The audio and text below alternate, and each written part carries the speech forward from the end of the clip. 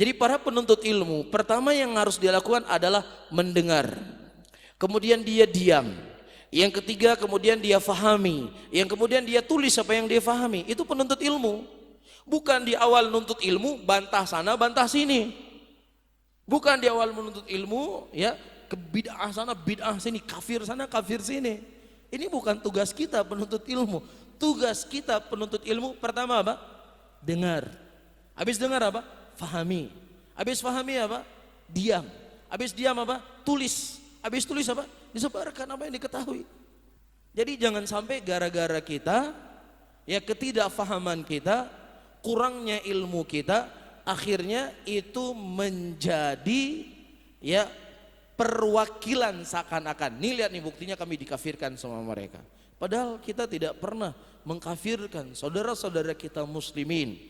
Ya, kecuali ketika orang-orang mencela Allah. Orang mencela Allah kafir enggak? Allah kikir, Allah pelit, Allah angkuh. Siapapun yang memiliki iman kepada Allah, iman kepada Rasul, pasti yakin orang yang berbuat seperti ini kafir enggak? Kafir kan? Orang yang mencela Rasulullah, Muhammad itu kena AIDS matinya. Kafir enggak orang seperti ini? Hah? Orang yang mengatakan Rasulullah mati kena AIDS. Kafir enggak? Kafir. Ini mencela Rasulullah sallallahu alaihi wasallam. Qul abillahi wa ayati wa rasuli kuntum tastahzi'un la ta'tadiru qad kafartum ba'da imanikum. Adapun amalan-amalan yang dilakukan oleh muslimin dan lain sebagainya, ya ini tidaklah membuat orang tersebut keluar dari Islam. Bisa difahami? Baik.